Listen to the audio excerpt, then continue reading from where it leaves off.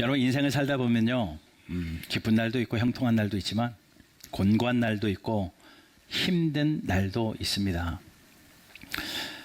근데 유난히도 기억되어지는 것은요, 힘든 시간들이더라고요. 고난의 시간들이더라고요. 여기 앉아 계신 모든 분들 그 시간들을 다 한 번씩은 경험하셨을 것이고, 절망의 순간도 그 터널도 다 지나오셨을 것이고, 더러는 지금도 여전히 그 터널 가운데 계신 분들 계실 것이고,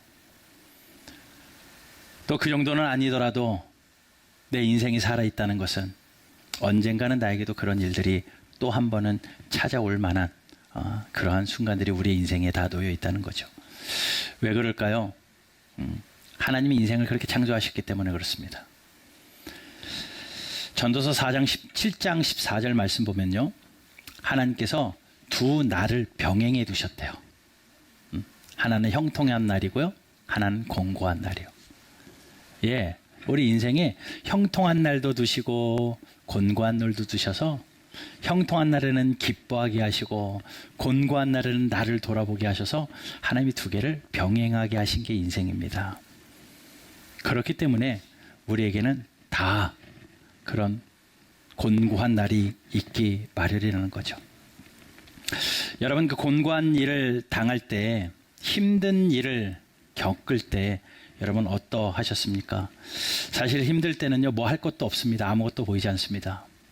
기도도 안 되고요, 기도해도 응답이 안 되는 것 같고요, 열심히 살아도 내 삶이 조금 더 나아지는 것 같지도 않고 변화되는 것 같지도 않고요, 하나님이 그냥 나를 먹고 살 만큼만 딱 그냥 두신 것 같고 그 이상도 그 이하도 아닌 것처럼 외롭게 느껴질 때가 누구에게는 있더라는 거죠. 그러면서 볼멘 소리로 그렇게 이야기하는 거죠. 하나님, 내 인생에는 왜 달콤함이 없습니까?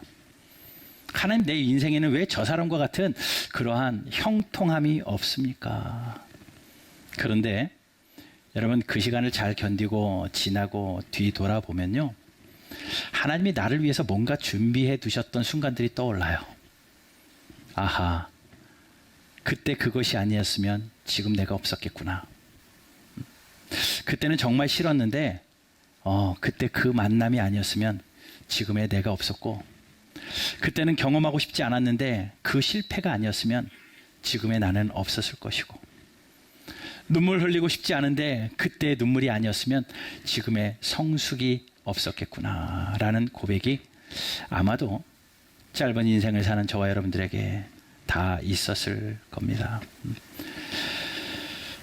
그러다 보니 우리가 살아가는 그 과정 가운데 그 어렵고 힘듦이 언젠가는 달콤함이 되고 언젠가는 간증거리가 된다는 거예요. 하나님이 그렇게 간증의 인생을 살도록 우리의 삶을 이 땅에 두시면서 그냥 내버려 두시지 않고요, 하나님이 우리에게 주신 두 가지가 있습니다. 오늘 본문을 가만히 읽어보면 하나님이 우리에게 주신 두 가지가 나와요. 뭡니까? 결론부터 말씀드릴게요. 하나님이 우리에게 두신 두 가지는요, 밀입니다.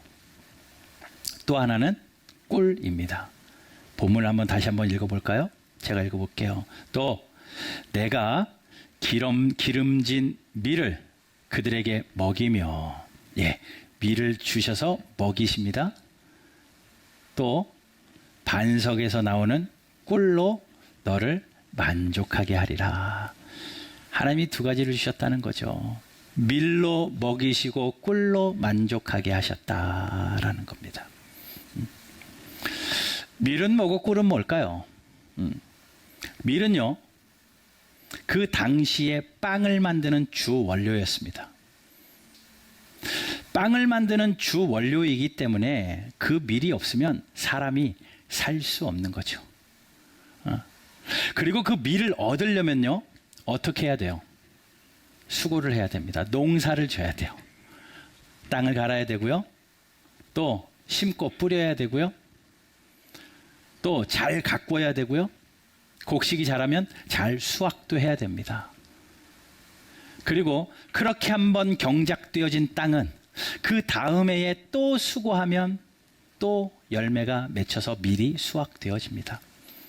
그래서 그것은 그들의 기본 생활을 하도록 하나님이 꼭 필요하게 주는 선물이었습니다. 필요에 따라 공급하시는, 없으면 안 되는. 예, 하나님 주시는 첫 번째는 그거예요. 우리가 살아가는 동안에 없으면 안 되는 것, 우리가 없어서는 도저히 단 한순간도 살아갈 수 없는 것을 하나님이 때를 따라 돕는 은혜로 우리에게 채워주신다. 그게 밀이에요. 그런데 그 밀이요, 뭐래요? 기름진 걸 준대요. 넉넉하고 기름지고 아름다운 밀을 하나님은 우리에게 공급하신다는 의미입니다. 그 꿀은요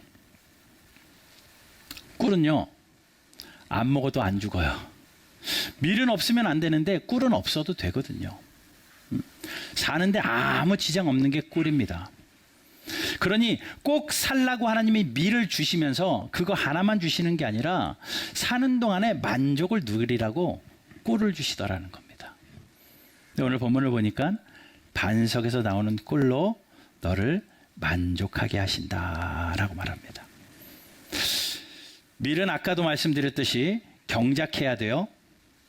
내 수고가 들어가야 됩니다. 내 노력이 들어가야 돼요. 나의 열심이 들어가야 돼요. 내 땀이 들어가야 돼요. 내 시간이 들어가야 돼요. 그래야 하나님이 꼭 필요하게 주시는 밀을 얻을 수 있는 겁니다. 반면에 꿀은요, 내 노력으로 얻는 게 아니에요. 뭐 지금이야 양봉업자들이 있어서 꿀을 모으는 직업도 있지만 성경에는 양봉업이 없거든요. 꿀은 뭐냐면 그냥 길 가다가 얻는 거예요. 길을 가다가 발견되어지는 겁니다. 하나님이 달콤함으로 주시는 선물이라는 거예요. 하나님이 거저 주시는 복이라는 겁니다. 이 두 가지에서 여러분, 우리는 하나님의 마음을 알아야 돼요. 하나님은 우리에게 가장 좋은 거 주고 싶어 하십니다.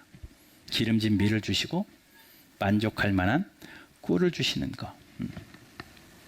그래서 하나님은 우리에게 복 주시길 원하시는 분이에요. 민수기 6장 22절 말씀 보면요, 여호와께서 모세에게 말씀하여 이르시되 아론과 그의 아들들에게 말하여 이르기를 너희는 이스라엘 자손을 위하여 이렇게 축복하여 이르되, 24절부터 읽습니다. 시작. 너를 지키시기 원하며 여호와는 그의 얼굴을 내게 비추사 은혜 베푸시기를 원하며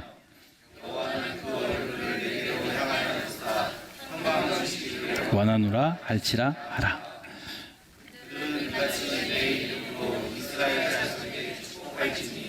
네, 그들을 복을 주리라. 아멘. 하나님은 어떤 하나님이래요? 복 주시기를 원하고, 은혜 주시기를 원하고, 평강 주시기를 원하고, 복 주시기를 원하시는 분이 하나님이래요. 예, 하나님이 우리에게 주시는 이 두 가지, 우리의 인생에 꼭 필요한 밀을 주시는 하나님이시기도 하지만 우리의 인생의 여정 가운데 만족할 만한 꿀도 주시는 하나님이라는 겁니다.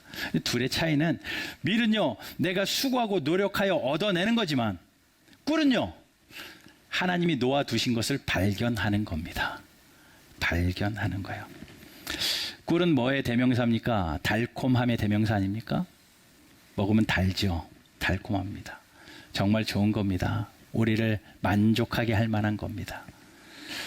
다른 이야기로 하면 그 꿀은요 하나님이 주시는 복이에요. 하나님이 그토록 주시고자 하는 복입니다. 이 복은요 우리를 만족하게 한다라는 거죠. 성경에 보면요 구약에 꿀이 발견되어지는 장면이 딱 두 개가 나와요. 언제 나오냐면 하나는 삼손 이야기 때에 하나가 나오고요, 또 하나는 요나단 이야기에서 나옵니다. 그런데 그 둘의 공통점을 한번 잘 보십시오. 먼저 사사기 14장에 가게 되면 삼손이 나옵니다. 그런데 그 삼손이요 블레셋 사람들로부터 이스라엘 백성들을 구원해내기 위하여 하나님이 주시는 뜻에 의해서 그 블레셋 여자와 결혼하기로 마음을 먹습니다. 그래서 거기서 위장 결혼이죠. 결혼을 해서 그 블레셋 사람들로부터 백성들을 구원할 하나님의 계획을 가지고 블레셋에 잠입해요. 그리고 한 여자를 봅니다. 그리고 부모님께 와서 허락을 받으려고 그래요. 그런데 부모님이 노합니다. 당연하죠. 이방 여인이기 때문에. 율법이 금한 이방 여인이 삼손이 결혼한다고 하니 노합니다. 사사기 14장 2절부터 4절을 한번 볼게요. 같이 한번 읽어보겠습니다. 시작.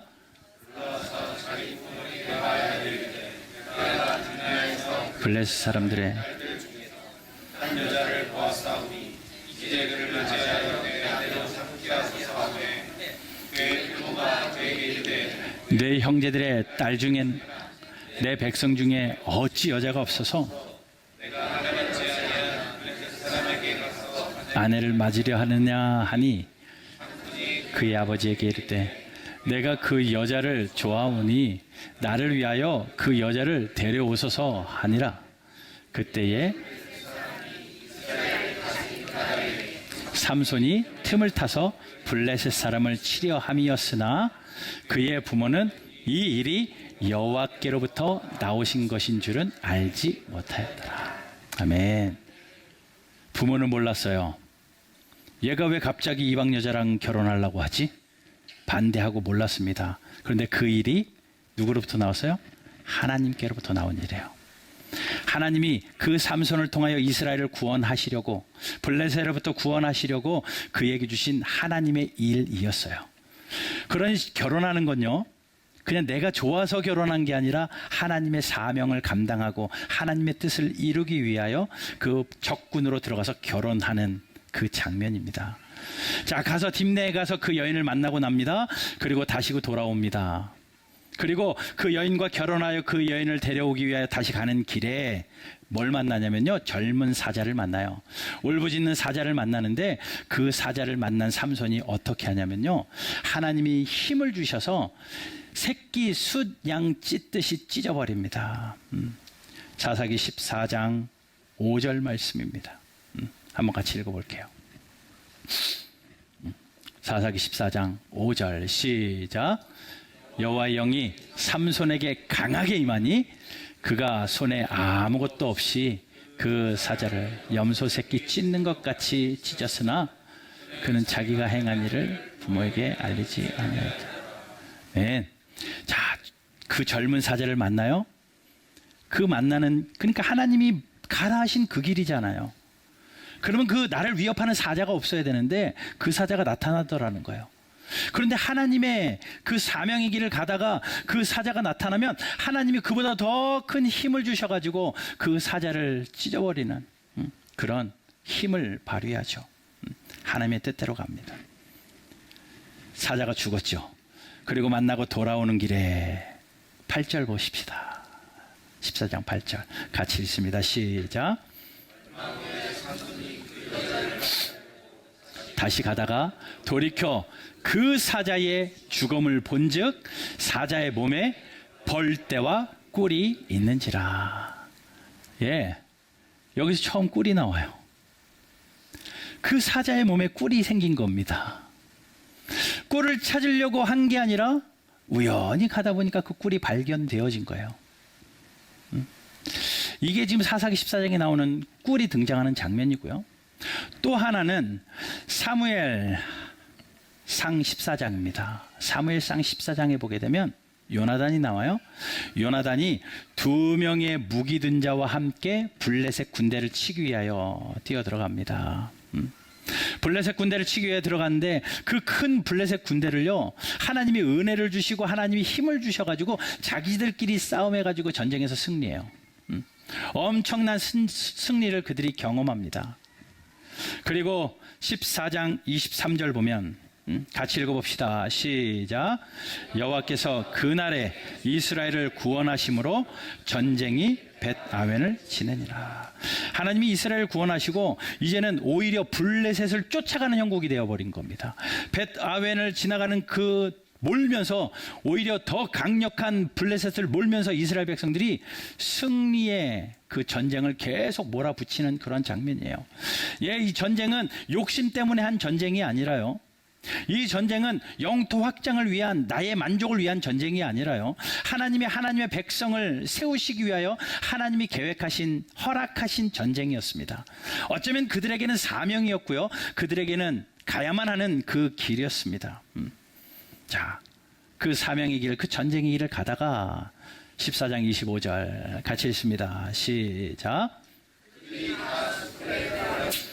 땅에 꿀이 있더라. 땅에 꿀이 있더라. 숲으로 가다가, 전쟁하면서 가다가 보니까 땅에 꿀이 있어요. 그 꿀을 통하여 달콤함을 누리는 거죠. 자, 꿀은 이렇게 얻어지는 겁니다.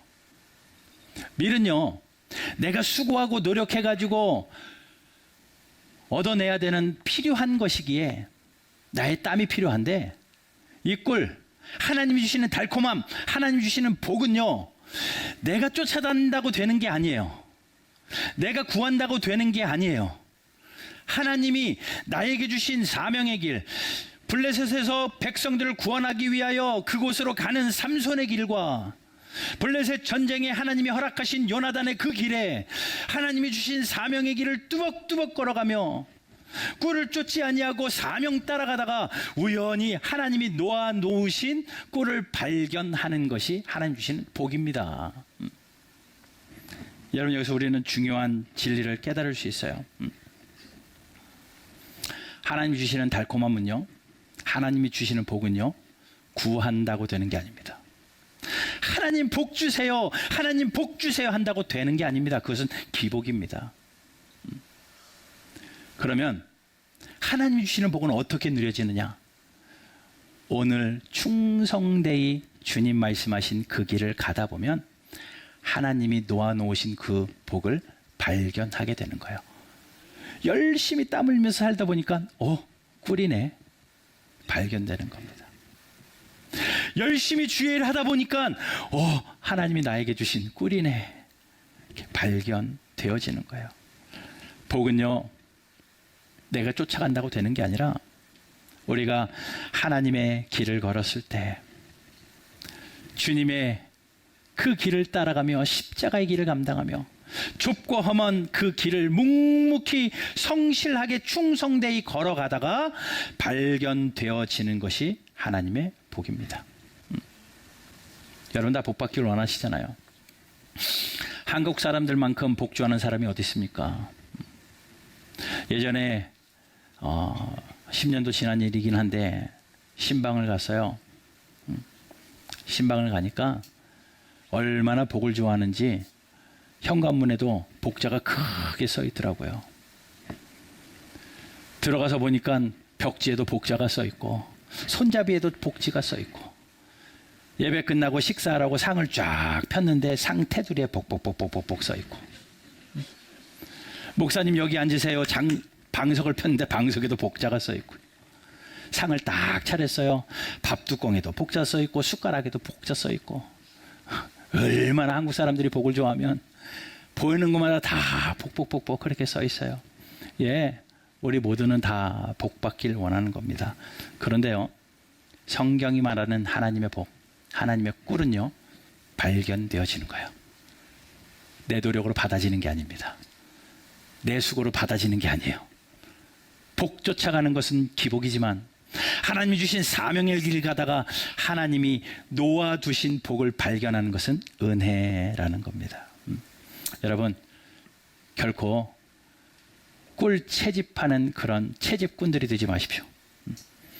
복 찾는 기복을 가지고 복 받기 위하여 무엇을 한다, 그것이 아니라 우리 바른교회 성도는 우리 하나님께 주신 말씀 부여잡고 바른 길 가다가 하나님이 우리에게 명령하신 사명의 길 가다가 우연히 죽음에서 꿀이 발견되어지고 수풀에서 꿀이 발견되어지는 그런 복 있는 인생들 되시기를 주 예수 그리스도의 이름으로 축원합니다. 그러니 하나님이 주시는 꿀은요, 우리의 인생길 앞에 놓여져 있어요. 나는 몰라요. 어느 타이밍에 어디서 그 꿀이 발견되어질지 몰라요. 그러나 하나님이 우리 앞에 두셨다고요. 신명기 11장 26절 보면 이렇게 말해요. 내가 오늘 복과 저주를 너희 앞에 두나니. 복이 나를 따라오는 게 아니에요. 하나님이 우리 인생길 앞에 복도 두고요. 하나님의 인생길 앞에 저주도 놨는데 복은요, 주의 길 따라가면서 발견되어지는 거고, 저주는 주님을 버렸을 때 만나게 되는 것 아닙니까? 그게 성경이 말하는 거예요. 그러니 저와 여러분들은 하나님이 우리 인생길 가운데 놓아두신 그 복을 발견하여 그 복을 누리는 저와 여러분들 되시기를 주님의 이름으로 축원합니다. 절대 따라다니지 마십시오. 잠언 28장 20절 말씀 한번 보겠습니다. 28장 20절 보면 충성된 자는 복이 많아도. 충성. 무슨 충성이겠어요? 하나님의 말씀 앞에 신실하며 주의 사명 앞에 성실하며 열심의 나팔을 불고 기도의 나팔을 부는 하나님이 우리를 기억하시는 그러한 사람들이요. 그런 사람들은 복이 많다. 내가 찾는 것이 아니라 하나님이 놓아두신 복을 경험하는 겁니다. 여러분, 그 차이 보이세요? 하나님이 우리에게 주신 밀과 복, 그 차이가 분명히 보이십니까? 밀은 우리에게 꼭 필요한 거지만, 나의 노력이 필요하지만, 하나님이 거저 주시는 만족, 내 인생의 만족을 위하여 주시는 복은 만나게 되는 거고 발견하게 되는 거고, 그러나 어느 길에 있다고요? 충성된 사명의 길에 있다라는 거예요. 여러분, 그 길 가시다가 하나님의 복을 만나게 되는 복된 여러분들 되시기를 주 예수 그리스도 이름으로 축원합니다. 그것이 하나님의 기쁘신 뜻이에요. 주길 원하신대잖아요. 그걸 만나게 하시려고 우리 앞에 두셨는데 그걸 원하신다라는 겁니다. 잠언 24장 13절 보면 말씀이 이렇게 말하고 있어요. 내 아들아, 꿀을 먹어라. 복 받으라는 이야기죠. 이것이 좋으니라. 하나님 주시는 달콤함을 맛보라는 거예요. 송이꿀을 먹어라. 이것이 내 입에 단이라, 만족함이라는 겁니다. 여러분, 이 꿀을 맛보아 아는 여러분들 되시기를 주님의 이름으로 축원합니다. 그런데 이 꿀에 대한 일관된 성경의 패턴이 있습니다.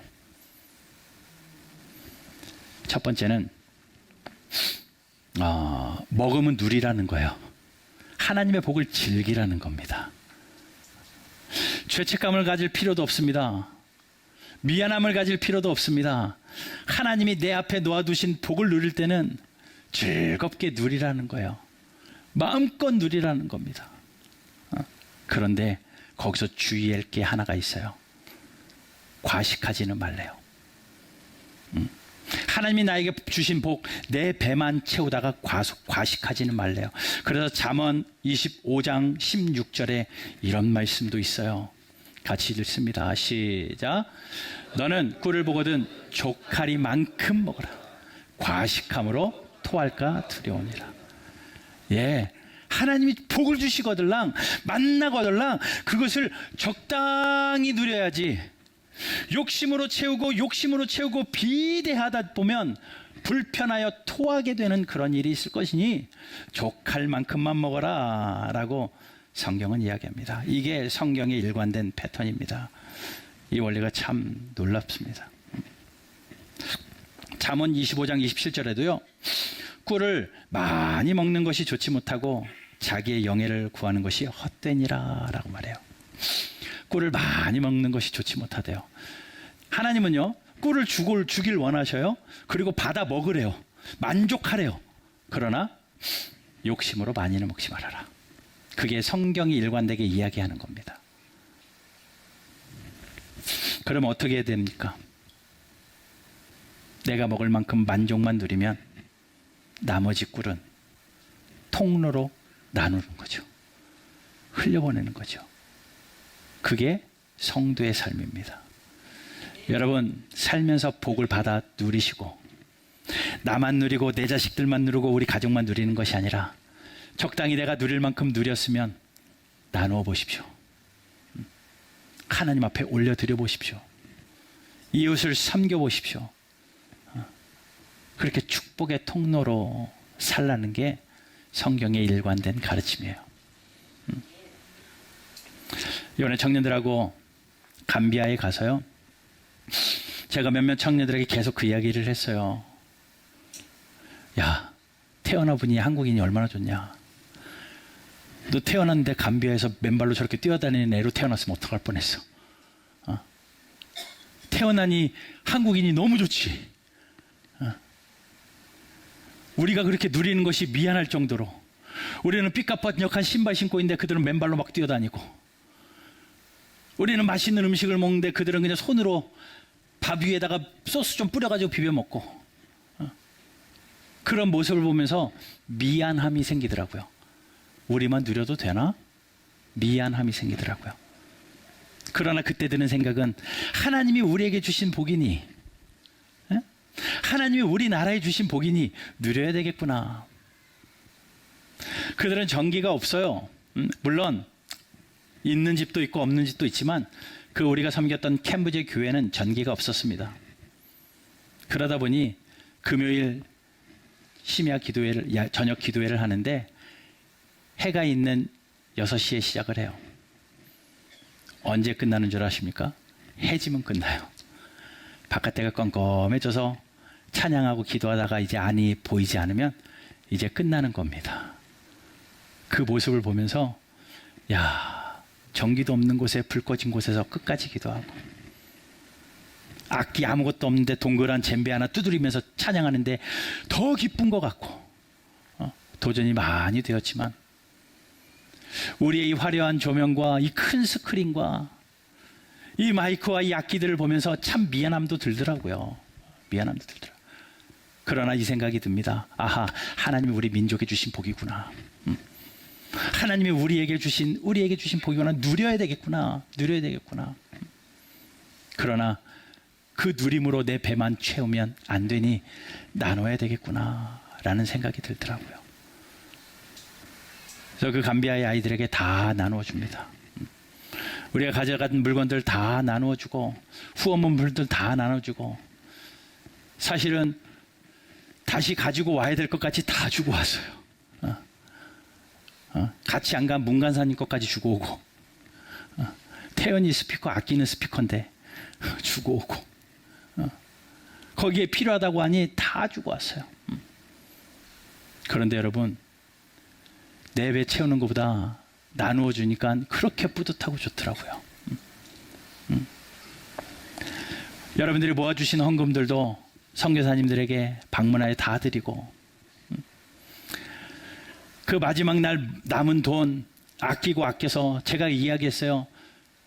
물도 아끼고 전기도 아끼고 조금만 아끼면, 우리가 물세 전기세 조금 덜 내면 선교사님에게 조금 더 드릴 수 있으니까 아끼자. 우리가 만약에 한 끼 굶으면 그거 모아서 돈이 남으니 그 돈으로 선교사님 더 드릴 수 있으니까 좀 아끼자.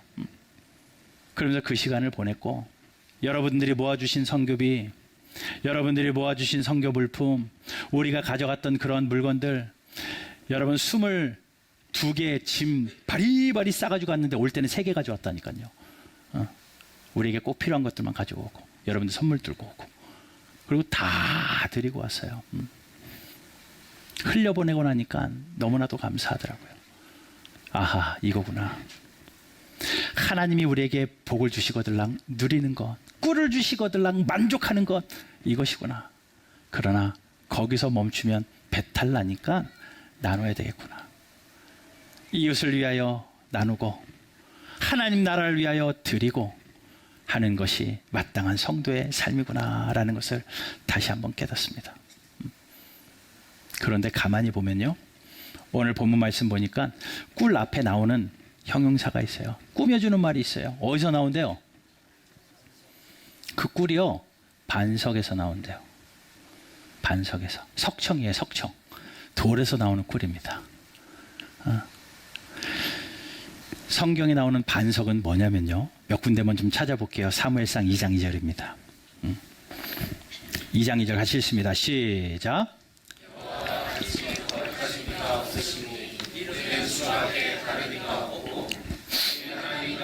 반석도 없음이심이니이다. 하나님 같은 반석. 그러니 반석에서 나오는 꿀은 하나님으로부터 나오는 겁니다. 하나님께로부터 나오는 꿀이 반석으로부터 나오는 꿀이에요. 사무엘하 22장 2절도 한번 읽어봅시다. 시작.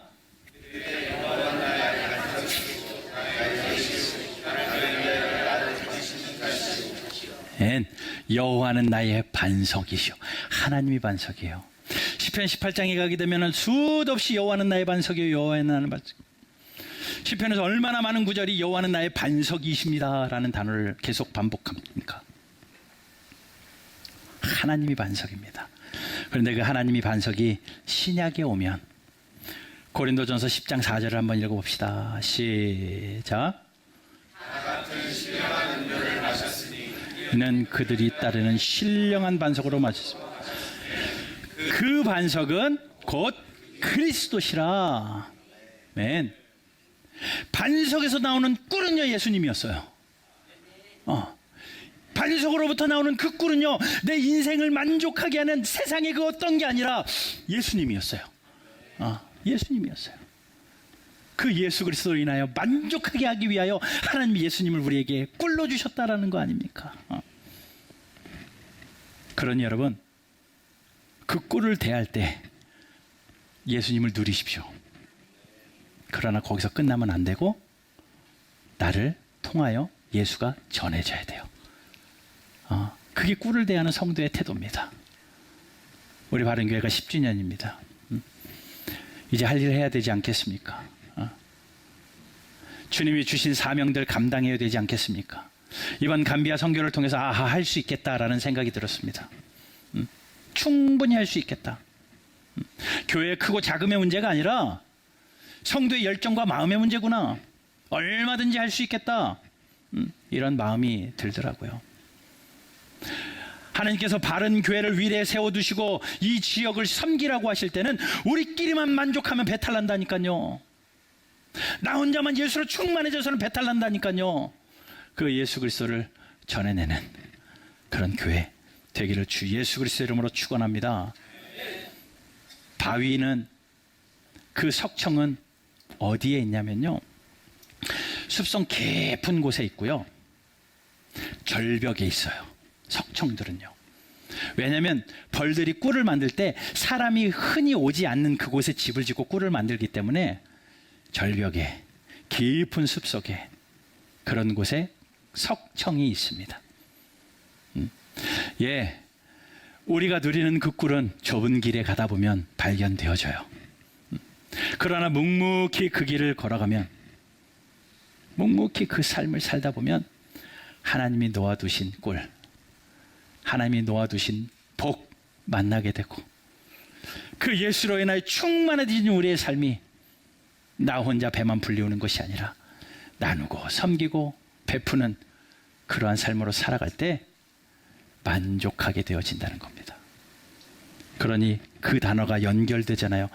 반석에서 나오는 꿀로 너를 만족하게 하리라. 여러분 그 꿀로 만족하는 여러분들 되시기를 주님 이름으로 축원합니다. 예수로 인하여 만족하는 인생 되시기를 원하고 사명의 길을 가다가 하나님이 거저 주시는 달콤한 꿀을 맛보아서 삶이 행복해지는 만족해지는 우리 바른교회 모든 성도님들 되시기를 주 예수 그리스도 이름으로 축원합니다.